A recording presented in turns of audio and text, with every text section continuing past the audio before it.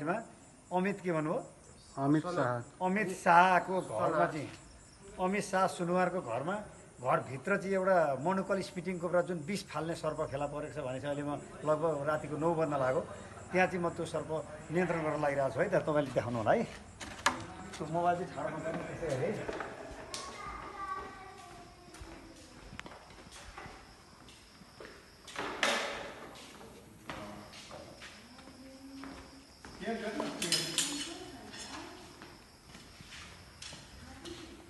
video कहाँ पर